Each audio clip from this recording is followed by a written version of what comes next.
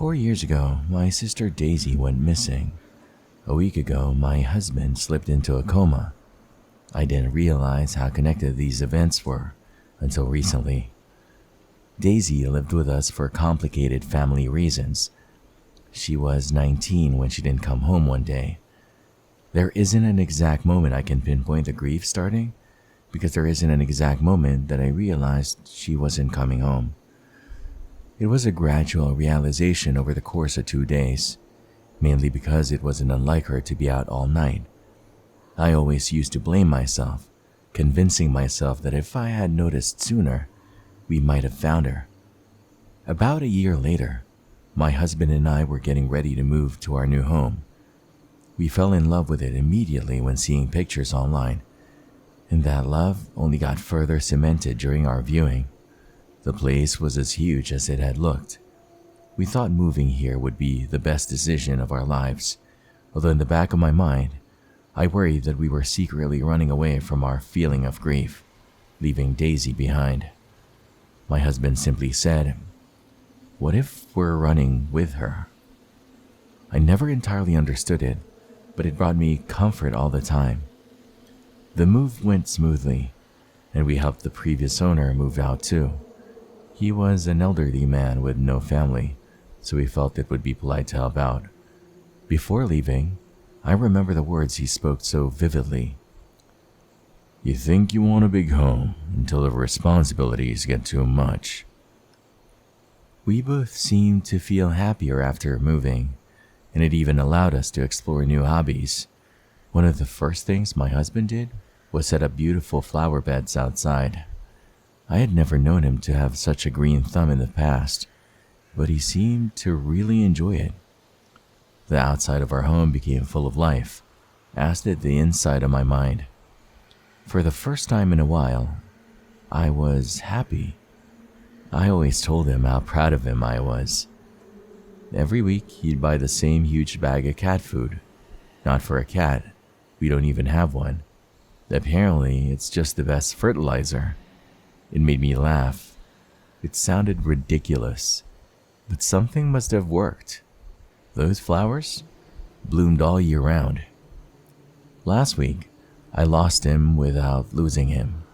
I woke up without him in my arms and went straight downstairs to find him.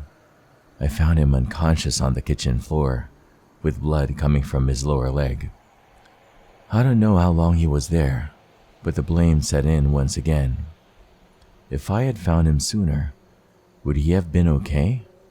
I called an ambulance right away, but he never regained consciousness. The doctors aren't sure he never will. When I found him, he was laying next to the well. The previous owner told us he discovered the well whilst having work done on the flooring. He decided to incorporate it into the design, making it level with the floor and giving it a tempered glass top. It dates back to the 1800s, when this building was first constructed as a pub. My husband found it so interesting, always being sure to show it off for any kind of visitors we had. I always just found it creepy. We don't even know how deep it goes. The bottom is never visible. Last week was my first night alone without my husband in years.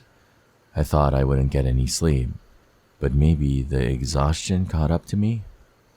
I fell asleep instantly upon touching the soft blankets.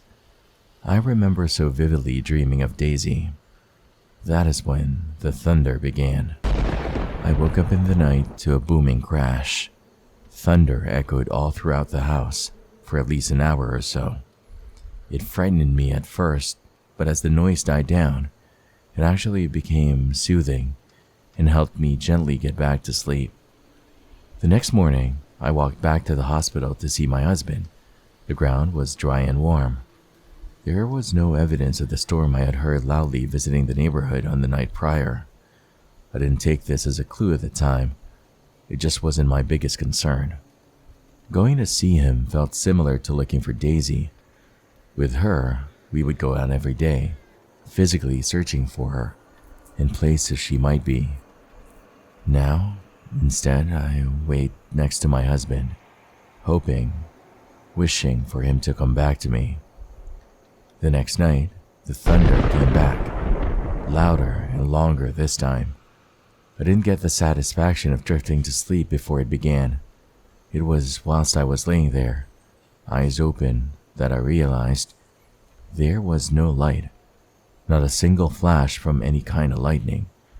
Those bedroom windows remained as dark as void. I decided to check the weather. Cold, slightly cloudy. This cycle repeated. I felt like I was going insane. Like clockwork, every night, the same cycle, the same cycle, the same cycle. It got stronger with each night. I spoke to neighbors, doctors at the hospital, friends on the phone. I'd always bring the thunder up in conversation. None of them had heard any thunder. I couldn't wrap my head around how I was alone in this. Yesterday, my mind seemed to decide that it was time to be active around the house again. I cleaned the dishes that were piling up, emptied the bins, and decided I should tend to my husband's flowers. I was surprised that they weren't wilting already. It gave me a funny feeling that he was still around, taking care of them whenever I wasn't looking. I got emotional as I looked down at them. I wasn't even sure how he applied the cat food fertilizer. I had never really seen him do it. I wanted to smell them first. They always had such a strong and beautiful scent. Yet this time, nothing. No beautiful smell. Just nothing. Was my sadness running so deep that I had forgotten how to experience beauty? I extended a hand out to touch one. Plastic. I touched another and felt the same thing. All of them were plastic. Every single last one. Even the daisies, planted in memory of my sister. His hobby had been a lie. I was almost angry, but all that emotion came out as tears as I settled for just feeling empty. Why had he lied? That night is when things took a turn. The thunder was at its loudest. I could hardly hear my own thoughts. I knew that there was no chance to sleep. I decided to get a glass of water, a decision that changed everything.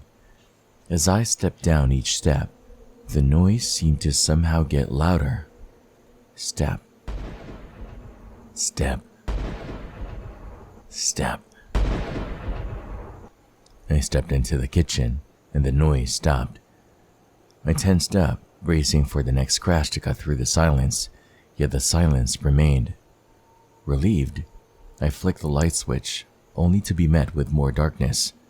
The bulb was busted. Fantastic. But at least the noise had stopped. I made my way through the kitchen.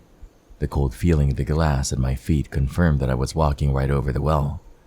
I shivered, but not because of the temperature. As my feet made their way back onto the tiles, they hit something far too early. A tile seemed to be broken, or out of place. I couldn't tell, and whilst I could get a glass of water in darkness, I could not deduce this foreign feeling without the light, so I went to get the spare bulbs down in the basement. Truth be told, I hadn't been down there since we moved to the house. I never liked the spooky atmosphere, but I had to face that fear, and thankfully, the basement was nice and bright. Regardless, I have no plans to be down there for long. I found the bulbs quickly, but as I grabbed one, something caught my eye. Perfume. Lots of perfume. Boxes and boxes of them. None of them were mine, and to my knowledge, my husband never wore perfume. Curiously, I sprayed one in the air and smelt it. I was instantly transported to the flower beds. This bottle smelled exactly like the ones outside our front door, so I grabbed another bottle. This one smelled like the ones near our kitchen window. I grabbed another. This one smelled of daisies.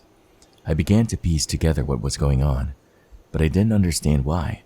Against my instinct, I decided to look around the basement a little more. I discovered a wooden box with a label, The Well Diaries. It was locked. Next to it was a collection of framed photos, Each of them contained different people standing at the well. The earliest dated to 1910, and the latest was of my husband, by himself. I had no idea this photo existed. Who even took it? My husband had been lying to me about the flowers, but it seemed like he may have been lying about more too. I realized at this moment that the previous owner had also lied. The old man claimed he found the well. These photos showed otherwise. It was never covered up to begin with. I also found an MP3 player with only one song, Daisy Bell, the one that goes, "Daisy, Daisy, give me your answer." My sister had always had that as her ringtone. The final thing I found creeped me out too much. It was a calendar. My husband had marked off every single day, of course stopping the day he fell into his coma. There was a note attached: feed her every day at 7 a.m. I turned around and headed back for the kitchen. This was all too much to handle. I just wanted to get a glass of water and get back into bed. Maybe in the morning I'd have a clearer head and be able to draw a rational conclusion. I went to replace the bulb, yet in my confusion, I had forgotten to turn off the light, as the new bulb immediately turned on as it screwed in. The almost blinding brightness isn't what startled me. It was the face I could now see under the glass of the well, staring at me. It was still only barely visible, but I could clearly see two eyes and an outstretched mouth. At first, I was too shocked to notice one of the kitchen tiles open like a trapdoor, directly next to the well. It seemed to hide a small chute covered in cat food, leading into the well. I was staring at this creature in fear, yet something stuck out at me. It had Daisy's eyes. The rest of it looked nothing like her. Gray skin, bony shoulders, balding head. But the eyes, they were unmistakably hers. It hit the glass with one of its hands. The noise was like thunder as it echoed throughout the house. I only snapped out of my frozen state when I saw two fingers slowly make their way out of the chute as the face continued to stare right through me. I ran. I ran faster than I ever have in my life. I ran, and when I couldn't run anymore, I ran anyway. I didn't have a specific direction in mind, but perhaps instinctively, I ended up at the hospital. I sat with my husband, still shaking. I don't plan to go back to the house. It's not safe there. I stared at my husband, trying to calm myself down, trying to think of happier times, trying anything just to forget about what had just happened.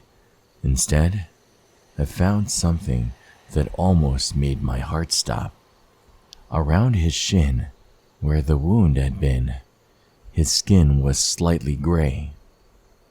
Perhaps I'm being paranoid, but given what I've seen, I think I have every right to be. My sister has become whatever she is now, and I think my husband is going to suffer the same fate. I need to bury him, right?